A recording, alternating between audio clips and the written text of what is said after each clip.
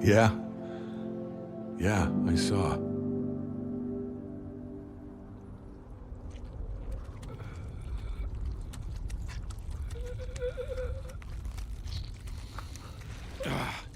Damn it!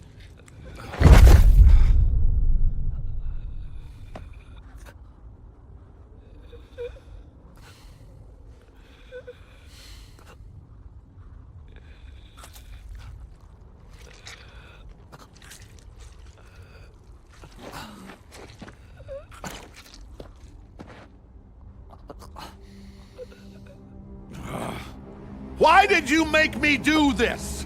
You're fighting so you can watch everyone around you die! Think, Mark! You'll outlast every fragile, insignificant being on this planet. You'll live to see this world crumble to dust and blow away! Everyone and everything you know will be gone! What will you have after 500 years? You, Dad. I still have you.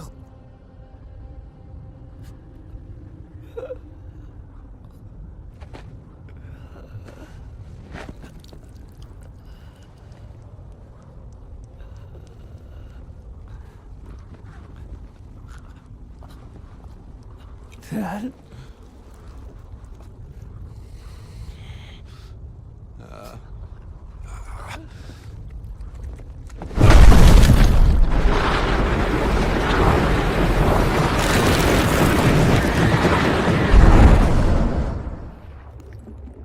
There's a scene in Invincible that most people remember because of how brutal it is. The train scene, the fight, the destruction, the sheer power of Omni-Man. But that's not the part that sticks with me.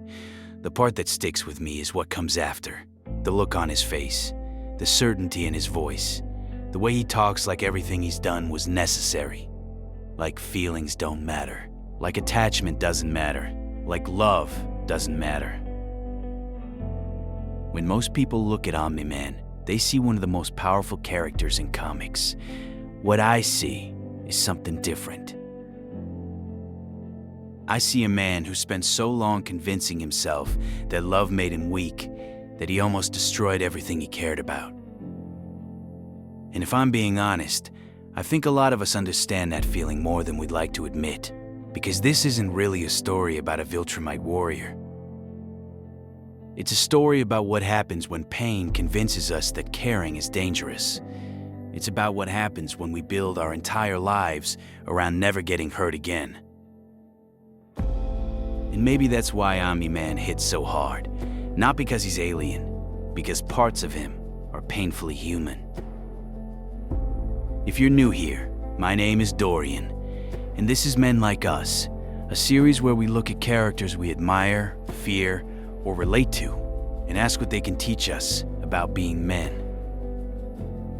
Not because we have all the answers, because we're still trying to figure it out too. Let's be honest, there are things about Omni-Man that many men find appealing. Not the violence, not the murder, the certainty, the confidence, the feeling that nothing can shake him. Life can be messy. People can be messy. Relationships can be messy. A lot of us spend years feeling confused, uncertain, anxious, hurt, disappointed, or overwhelmed. So when we see someone who appears completely unaffected by any of it, part of us admires that. Part of us thinks, I wish things didn't get to me like that. I wish I could stop caring. I wish I could be untouchable. But every loss teaches us something, and sometimes we learn the wrong lesson. Sometimes a betrayal teaches us not to trust. Sometimes heartbreak teaches us not to love. Sometimes grief teaches us not to get attached. Sometimes being abandoned teaches us that everyone eventually leaves. And little by little, we start building walls. Not because we're bad people, not because we're cold, because we're trying to survive. The problem is that survival and living aren't always the same thing. At the center of Omni-Man's story is a lie. Not that love hurts. Love absolutely hurts. Anyone who's ever lost someone knows that. The lie is this: if love hurts, stop loving. If attachment hurts, stop attaching. If people can leave, stop needing people. It's a tempting idea. If you never care, nobody can break your heart. If you never trust, nobody can betray you. If you never depend on anyone, nobody can disappoint you. At least that's what we tell ourselves. Omni-Man sees love as a weakness, something that distracts him from his mission, something that compromises him, something that makes him less effective. And if we're honest, a lot of men end up believing a quieter version of the same thing. Maybe we don't say it out loud. Maybe we don't even realize we're doing it. But after enough disappointment, we start pulling back. We stop telling people what's really going on. We stop asking for help. We stop hoping. We stop believing people will stay. Not because we don't want connection, because connection feels dangerous. And when something feels dangerous, we naturally try to protect ourselves from it. The question is whether that protection is actually helping us, or whether it's slowly isolating us. There was a relationship in my life that hit me harder than I ever expected. When it ended, she wanted to stay friends. I didn't. Not because I hated her, because I loved her. I was deeply in love with her. And if I'm being honest, part of me hoped we'd eventually find our way back to each other. So I stayed. I kept trying, I kept hoping. And every time things didn't move in the direction I wanted, it hurt all over again. Eventually, I tried something I've never really talked about. I tried to make myself hate her, not because I actually hated her, because I thought it would make everything easier. If I hated her, I wouldn't miss her. If I hated her, I could finally move on. At least that was the plan. But the truth is, anger is often easier to carry than heartbreak. Heartbreak forces us to admit we cared. Heartbreak forces us to admit someone mattered. Heartbreak forces us to admit we lost something. Anger lets us feel strong. Anger feels like armor. And for a while, armor sounds better than pain. I think a lot of men understand that. Not because they're angry people, because they're hurt people. There's a difference. One of the things I've noticed in my own life is how easy it is to start expecting everyone to hurt you once enough people have.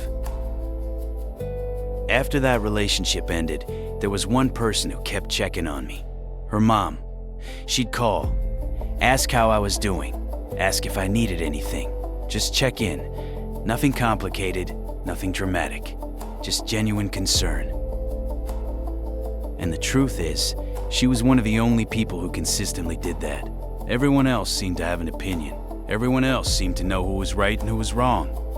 Everyone else seemed ready to explain the situation. She just cared. And even then, I found myself wanting to pull away. Not because she'd done anything wrong, because I kept waiting for her to leave too. I kept waiting for the moment she decided I wasn't worth checking on anymore. I kept waiting for the betrayal. I kept waiting for the disappointment. I kept waiting to be proven right. But she never gave me a reason to think that. She stayed. And when I think about her today, the first thing I feel isn't suspicion. It isn't resentment. It's gratitude. Because she stayed. And that might sound small, but when you've lost people, when you've been abandoned, when you felt replaced, someone staying means more than most people realize. That's why I don't think Omni-Man's real battle is against Mark. His real battle is against himself. against the belief he's been carrying for years, the belief that attachment makes him weak, the belief that caring makes him weak, the belief that love makes him weak. Because the truth is, if he really didn't care, killing Mark would have been easy, cold, simple, efficient. Instead, he hesitates, he struggles, he breaks. Because despite everything he's told himself, he loves his son. And no amount of power can change that. No amount of conditioning can change that. No amount of self-deception can change that. Love is still there. Under all the armor, under all the rage, under all the certainty, love remains. And that's what destroys his worldview. The moment that always gets me isn't the violence, it isn't the fight, it's the baseball memory. The realization, the guilt, the look on his face when everything finally catches up to him. Because in that moment, Omni-Man isn't a conqueror, he's a father. A father realizing that the thing he spent years treating like a weakness was actually the most important part of his life. For all his power, he loses to something he spent years trying to suppress: love. Not because love made him weaker, because love made him human. And maybe that's what scares so many of us. Not weakness, humanity. Because humanity means vulnerability. Humanity means loss. Humanity means grief. Humanity means caring about things that can be taken from us. And that's terrifying, especially when life has already proven it can happen. I don't know if unconditional love exists. Maybe it does, maybe it doesn't. I honestly don't know anymore. What I do know is that every person I've ever loved came with a risk. Some left, some stayed, some were taken from me.